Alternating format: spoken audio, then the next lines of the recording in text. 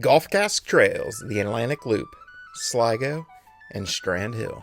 Almost wild. And somewhere between the first tee at Ross's Point and the last pint in a crowded Sligo bar, you understand why. The Atlantic Loop isn't about polish, it's about feel. Salt air off the bay, fairways that move with the land, and the wind that doesn't care what club you thought you were hitting. This is golf that asks different questions.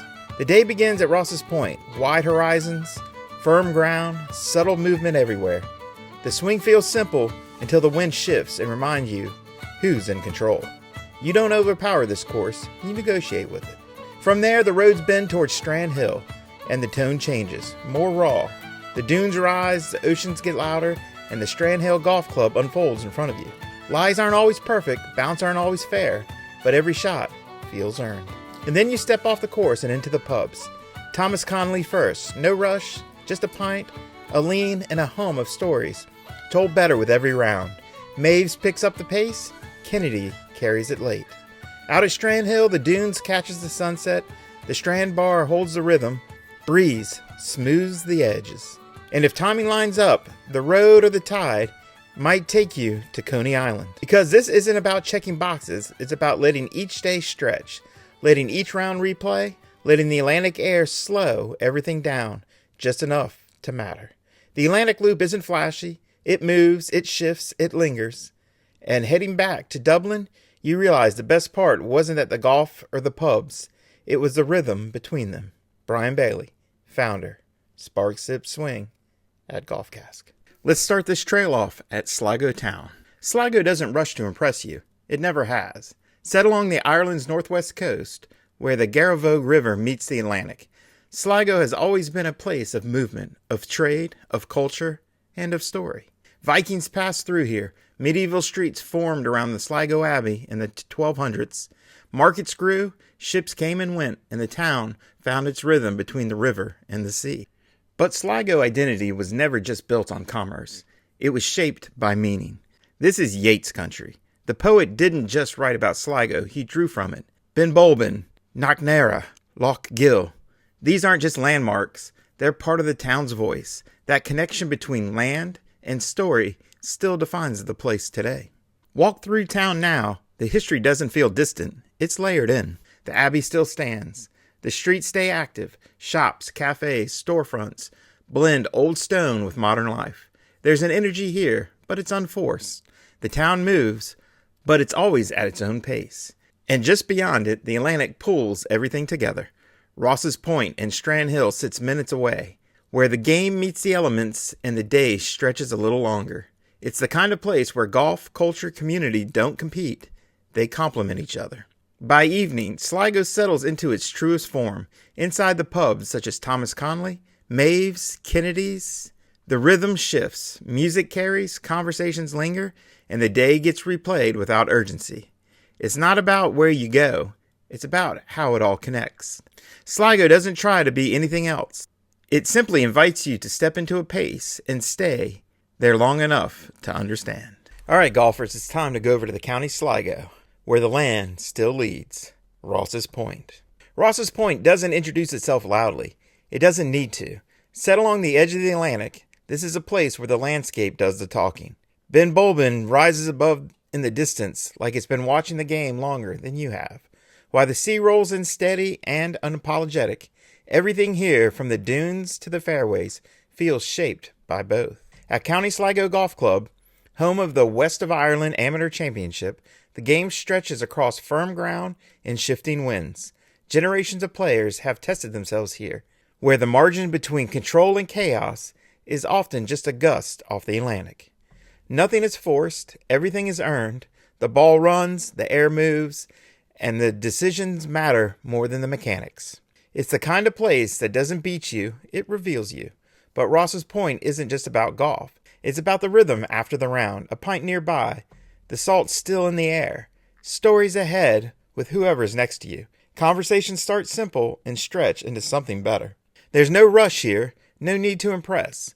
The place carries a quiet confidence built on tradition, community, and a pace that feels untouchable. As David O'Donovan put it, Sligo isn't trying to be anything else. It knows exactly what it is. And that's the point. You don't come here to escape. You come here to settle in to something real. All right, GolfCast Nation, it's time to go to our favorite pubs. Number 1, Thomas Connolly. Isn't just a stop, it's an anchor. The kind of place that you walk into once and immediately understand why everybody ends up here. The pints and pours are right. The room is tight and the energy builds without anyone forcing it.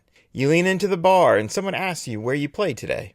And before long, the round is being retold. Slightly improved, of course. This is where Sligo settles in and where you realize that the pub isn't after the round, it's part of it. And then we're going to walk across the street to Maeve's Bar. Feels like a reset button you didn't know you needed. It's where the day slows just enough to enjoy it. Good food, strong drinks, and a room that welcomes you without making a big deal about it. You come in thinking dinner, but you stay because it's comfortable, because the conversation flows, and because it hits that balance between polished and relaxed better than most places ever do. All right, let's cross the river and go to Kennedy's Bar, the Bourbon Bar. It's where the night finds its second gear. Music kicks in, the crowd leans forward, and whatever plan you had starts to drift. It's not chaotic, it's alive. You don't check your watch here, you just let it go. One song rolls into the next. One round follows another, and before you know it, you're part of it instead of just watching it. And then we'll walk into town a little bit deeper to McLean's Bar. It's the quiet, confident play. No flash, no noise, just a proper pub doing exactly what it should. It's where you go when you want a good pint, a good pour, real conversation, and a break from trying too hard. Locals mix in, nobody rushes. The whole place feels like it's been doing this the same way for decades. Because it has. Our final pub stop is Shoot the Crows. It isn't trying to be traditional, and that's exactly why it works. It's louder, it's a little looser, and is built for a night that doesn't follow a script. Music drives the room, the crowd leans younger, and the energy builds faster once you're in it. This is where the polished plan usually falls apart. One drink turns into a run. The dance floor fills whether you planned it or not, and the night shifts from let's go grab one to how did we get here. It's not your quiet pint stop. It's your late night decision, the one you don't overthink and usually don't regret. Let's look at some of the top spots in Sligo. If you're traveling with a significant other, or you have a day or two to burn and want to take in the sights. Let's explore Sligo Abbey. Right in the center of town, Sligo Abbey pulls you straight into the 13th century. Stone walls, arches, quiet corners make it easy to slow down for the moment. It's history you don't just read, you walk through. You can also visit Queen Maeve's tomb, Knocknarea, a steady climb that rewards you quickly, both in views and in story. At the summit, Queen Maeve's tomb sits quietly, carrying centuries of Irish legend. It's the kind of stop that reminds you that this place was meaningful long before golf arrived. Michael J. Ward's the Coney Island Pub. This isn't a stop. This is a small adventure. Time the tide's right, and you'll make your way across to one of Ireland's most unique pub experiences. Table Mountain. Benbulben doesn't sit in the background, it defines it. Visible from almost everywhere. It anchors the entire region with a quiet presence. Whether you're on a hike or you just take it in, it stays with you. The next part of our adventure is a distillery tour. We're going to Hawks Rock, a new pour on familiar ground. Hawks Rock isn't starting from scratch. It's building on something already proven. Formerly known as Locksgills Distillery, the site has earned recognition for its bold approach to Irish whiskey, blending tradition with willingness to explore cask finishes and flavor in a way that feels both modern and grounded. Now re-emerging as Hawks Rock, this vision becomes more defined. Set just outside of Sligo, the distillery draws directly from the surroundings. Atlantic air, steady climate, and a landscape that naturally leans into patience over speed. This isn't about rushing production or chasing trends. It's about creating something that belongs to the place. With plans to fully open to the public in 2027, Hawks Rock is evolving into more than just a distillery. The focus extends beyond the spirit itself, into the experience. Thoughtful visitor space, guided tastings, and a deeper connection between the whiskey and the land aim to make it a destination as much as the producer. What stands out is the balance. There's clear innovation in their approach, finishing techniques, cask selection, and willingness to push boundaries, but it never feels forced. The foundation remains rooted in quality and intent rather than intention. In the region already rich with character, Hawks Rock doesn't try to compete with what's established. It adds to it. A continuation, not a disruption, and one that feels right at home in Sligo's ever-evolving story. So let's jump on the S2 and go into Strandhill, where the Atlantic sets the pace. Strandhill doesn't try to be polished. It doesn't need to. Set just outside of Sligo along Ireland's northwest coast, this is a place shaped entirely by the Atlantic. The ocean isn't a backdrop here, it's the main character. You hear it before you see it. You feel it in the wind, in the air, and the way the day unfolds. Strandhill has always been tied to the water. What started as a small coastal outpost grew into a place where locals and travelers came, for the same reason, to be near something real. Surf replaced ships, cafes replaced quiet cottages, but the core never changed. It's still about connection to the land, to the ocean, and the moment you're in. Walk the shoreline, and you'll understand it quickly. The beach stretches wide, the waves roll in steady, and nothing feels rushed. People aren't here checking boxes. They're here to settle in, coffee in hand, dogs running free, conversations happening without effort. The town itself follows the same rhythm. Small, welcoming, and grounded. Places like the Strandhill Bar, the Dunes, and Breeze don't try to impress. They just deliver good food, strong pints, and easy conversation. And just beside it all, the Gulf sits quietly in the dunes, not separated from the town, but part of it. The same wind, the same ground, the same feel. Strandhill doesn't separate experience into categories. Everything blends, the walk, the round, the pint, the people, and that's what makes it work. You don't arrive here looking for something specific. You arrive and let the place take over from there. Now let's jump over to Strandhill Golf Club, where the game gets honest. Strandhill doesn't ease you in. It meets you with wind, dunes, and a coastline that feels just a little untamed. Set alongside the Atlantic, this is links golf without filters, raw, natural, and completely tied to the land itself. The course stretches just over 6,200 yards, but length isn't the story here. With consistently shifting winds and a firm running fairway, it can play shorter or longer, depending on the day. What looks manageable on the card quickly becomes a test of trajectory, creativity, and control. The course doesn't try to shape you, it lets the ground do that. Fairways roll through natural contours, greens sit right where they belong, and the wind becomes part of every decision. Some days it helps, but most days it doesn't care. There's no hiding here. Lies aren't always clean, bounces aren't always predictable, and control only gets you so far. What matters is commitment. You pick the shot, trust it, and accept whatever comes next. Strandhill strips back the game. No excuses, no excess, no shortcuts. Just you, the land, and the elements working together or against you. And when you walk off the final green, there's a quiet realization you didn't just play the course, you engaged with it. Because at Strandhill, the game doesn't get easier, it just gets more honest. After a great round at Strandhill, it's time for a few pubs to visit. The Dunes. This is a go-to after the round where golf stories roll straight into food, drinks, and great views. It's busy for a reason. Good plates, strong pints, and a room that always feels alive. You'll see groups coming off the course, surfers mixing in, and everyone settling into the same pace. It's not just a stop, it's part of Strandhill experience. Next, we're off to Breeze Pub. Breeze brings a slightly more modern edge to Strandhill without losing the feel of the place. It's where good cocktails meet a relaxed crowd and the energy builds without getting loud. You can't stop in for only one and actually enjoy it. You stay longer without realizing it. It's smooth, social, and fits the rhythm of the town perfectly. And don't forget to try their pizza. The Strand Bar. The Strand Bar is where the energy of Strandhill really shows. Live music, packed rooms, and a crowd that leans into the night without overthinking it. It's easy to get pulled into one pint, then another, then suddenly you're part of it. If you're looking for the pulse of the town, this is where you'll find it. So because here at GolfCast we like to rank stuff, let's rank this entire trail. The golf, Strandhill, County Sligo, 4 stars.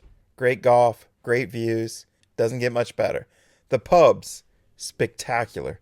Had a blast at them. And for you, nation, I think I went to more than 20 pubs just to get the feel of the town. So pubs, I'm going 4 stars. None of them were bad. All were good, and some we highlighted were extra special. Distilleries. Hawks Rock is going to be awesome. Wasn't able to view, but talked to the distillers themselves, and it is going to be a great venue in the weeks to come. Top spots, the town, the hikes, spectacular. Overall experience, 4 stars. I really highly suggest you take this trail if you have a chance to go to Western Ireland. The trails continue if you want to extend your trip to Northwest Ireland. Distilleries around Sligo in the northwest. The Shed Distillery, Droshambo, home of gunpowder gin and single pot still whiskey, where curiosity and creativity drive every bottle. Conic Whiskey Company, modern distillery reviving regional whiskey making with strong focus on cask experimentation and aging. Boatyard Distillery, precision-driven craft distilling known for clean, sustainable spirits with a sharp attention to detail.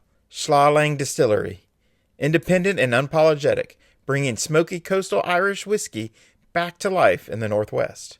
Crawley Distillery, a small, heritage-driven distillery crafting Irish whiskey in a restored stone building where tradition and place shape every drop.